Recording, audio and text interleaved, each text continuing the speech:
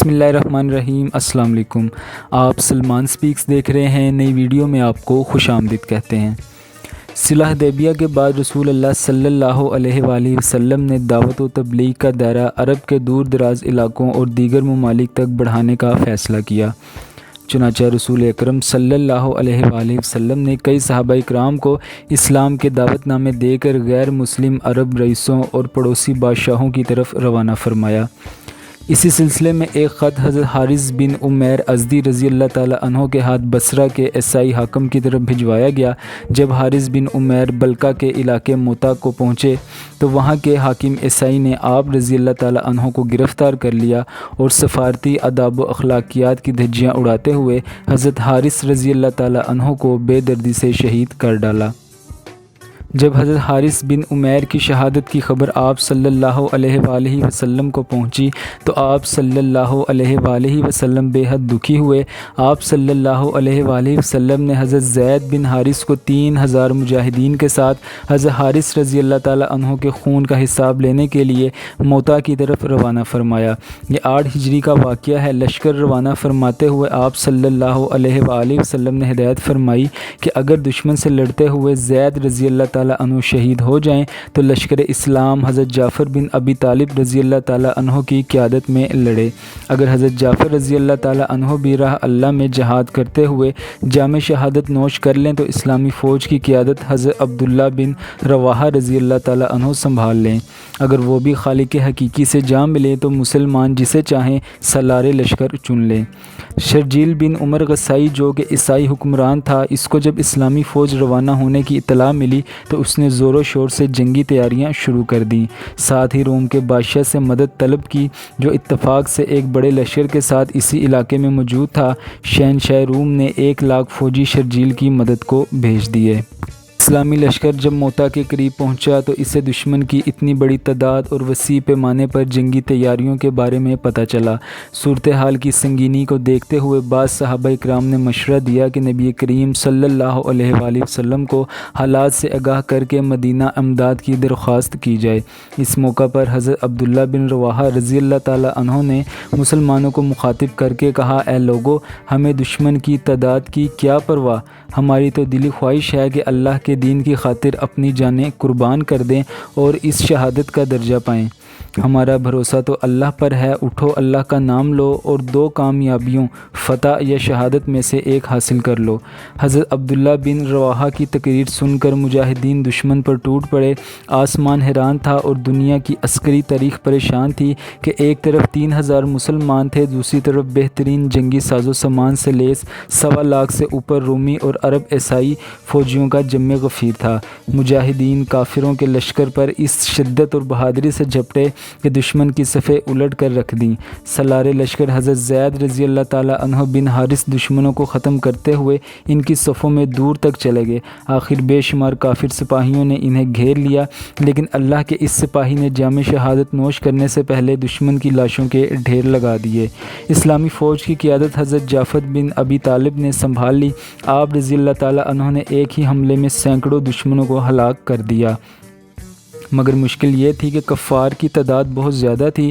ان کا ایک سپاہی مرتا تو اس کی جگہ 10 تازہ دم سپاہی مقابلے پر آ جاتے۔ حضرت جعفر رضی اللہ تعالیٰ عنہ جرأت و بہادری کی نئی تاریخ رقم کر رہے تھے۔ ایک دشمن نے اچانک حملہ کر کے آپ رضی اللہ تعالیٰ عنہ کا دایاں بازو شہید کر دیا۔ آپ رضی اللہ تعالیٰ عنہ نے تلوار بائیں ہاتھ میں سنبھال لی اور اسی جوش و خروش سے جذبے سے لڑتے رہے۔ حضرت جعفر رضی اللہ تعالیٰ عنہ کو ایک بازو سے لڑتے دیکھ کر دشمنوں کی ہمت بڑھی۔ انہوں نے آپ رضی اللہ تعالیٰ عنہ کو گھیرے میں لے کر آپ رضی اللہ تعالیٰ عنہ کا دوسرا بازو بھی شہید کر دیا۔ پھر اس مرد مجاہد پر بیک وقت کئی وار ہوئے اور آپ رضی اللہ تعالیٰ عنہ کی آرزوئے شہادت بھی پوری ہو گئی۔ حضرت جعفر رضی اللہ تعالیٰ عنہ کی شہادت کے بعد حضرت عبداللہ بن رواحہ نے اسلامی لشکر کی کمان سنبھال لی۔ آپ رضی اللہ تعالیٰ عنہ نے قیادت سنبھالتے ہی دشمن پر ایسے غضبناک وار کیے کہ جو سامنے آیا جان سے ہاتھ دھو بیٹھا۔ دشمن آپ رضی اللہ تعالیٰ عنہ کا غیظ و غضب دیکھ کر دور سے تیر، نیزہ اور برچھیوں سے وار کرنے لگا۔ اسی دوران ایک کافر کی پھینکی ہوئی برچھی پہنچی، آپ رضی اللہ تعالیٰ عنہ کے سینے میں لگی اور یوں اسلامی لشکر کا تیسرا سپہ سالار بھی رتبہ شہادت پر فائز ہو گیا۔ اب اللہ کے سپاہیوں نے بنی مخزوم کے نامی گرامی بہادر اور فنون حرب و ضرب کے ماہر حضرت خالد بن ولید کو امیر لشکر چن لیا۔ اپنی آنکھوں کے سامنے رسول اللہ صلی اللہ علیہ وآلہ وسلم کے منتخب کردہ 3 سپہ سالاروں کی شہادت نے آپ رضی اللہ تعالیٰ عنہ کو اس قدر مشتعل کر دیا تھا کہ آپ رضی اللہ تعالیٰ عنہ دشمن کی تعداد کو خاطر میں نہ لاتے ہوئے ہر قسم کی احتیاط بالائے طاق رکھتے ہوئے دشمن پر ٹوٹ پڑے۔ دشمن جائے پناہ ڈھونڈنے لگا، جو سامنے آیا جان سے گیا۔ آپ کے غیظ و غضب اور زور بازو اور حملے کی شدت کا اندازہ اس بات سے لگایا جا سکتا ہے کہ آپ رضی اللہ تعالیٰ عنہ نے اس روز لڑتے لڑتے دشمن پر 9 تلواریں توڑ ڈالیں۔ 10ویں تلوار نے اس روز لڑائی کے اختتام تک آپ رضی اللہ تعالیٰ عنہ کا ساتھ دیا۔ اگلے روز حضرت خالد بن ولید نے ایک حیرت انگیز جنگی چال چلی۔ ایک روز قبل جو مجاہدین اگلی صفوں میں لڑ رہے تھے انہیں پیچھے لے گئے، دونوں بازوؤں پر لڑنے والے سپاہیوں کو بھی باہم بدل دیا۔ اس سے ایک فائدہ تو یہ ہوا کہ سامنے کے تازہ دم مجاہدین نے دشمن پر بڑا ہی زوردار حملہ کیا، دوسرا نئے چہرے اور ان کا جوش و ولولہ دیکھ کر دشمن سمجھا کہ مسلمانوں کو تازہ دم فوجی دستوں کی کمک پہنچ گئی ہے۔ یہ سوچ کر رومیوں اور عیسائیوں کے چھکے چھوٹ گئے۔ اسی دوران دائیں پہلو کے سالار قتبہ بن قتادہ رضی اللہ تعالیٰ عنہ داد شجاعت دیتے ہوئے دشمن کے قلب میں جا گھسے اور دیکھتے ہی دیکھتے دشمن فوج کے سپہ سالار کو مار گرایا، جس سے دشمن کا رہا سہا حوصلہ بھی جاتا رہا اور وہ گھبرا کر پسپا ہو گئے۔ ادھر موتا کے مقام پر تاریخ عالم کی حیرت انگیز جنگ جاری تھی، ادھر مدینہ منورہ میں رسول اللہ صلی اللہ علیہ وآلہ وسلم چند اصحاب کے ساتھ مسجد نبوی میں تشریف فرما تھے۔ اللہ نے میدان جنگ کا نقشہ آپ صلی اللہ علیہ وآلہ وسلم کی آنکھوں کے سامنے کر دیا تھا، جسے دیکھ کر آپ صلی اللہ علیہ وآلہ وسلم کی آنکھوں سے آنسو رواں تھے، اور آپ صلی اللہ علیہ وآلہ وسلم میدان جنگ کا آنکھوں دیکھا حال بیان فرما رہے تھے۔ آپ صحابہ اکرام کو بتا رہے تھے، اب جھنڈا زید رضی اللہ تعالیٰ عنہ نے سنبھال لیا ہے، اب وہ شہید ہو گئے ہیں۔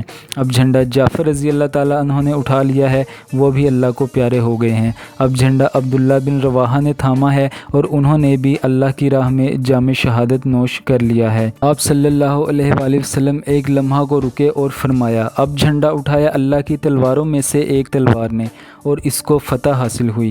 اس کے بعد آپ صلی اللہ علیہ وآلہ وسلم نے اپنے ہاتھ دعا کے لیے اٹھا دیے اور اللہ کے حضور یوں دعا گو ہوئے، اے اللہ، خالد تیری تلوار ہے، اسے ہمیشہ فاتح رکھنا۔ یہی وہ معرکہ حق و باطل تھا جس میں حضرت خالد رضی اللہ تعالیٰ عنہ نے اپنی بے مثال شجاعت، حیران کن جنگی حکمت عملی اور قیامت خیز تلوار بازی کے باعث رسول اللہ صلی اللہ علیہ وآلہ وسلم سے سیف اللہ کا لقب پایا۔ آپ کو آج کی ویڈیو کیسی لگی؟ اپنی رائے کا اظہار کمنٹ سیکشن میں ضرور کریں۔ اب میں آپ سے ملوں گا اگلی ایک انٹرسٹنگ ویڈیو کے ساتھ، تب تک کے لیے مجھے اجازت دیجیے۔ اللہ حافظ۔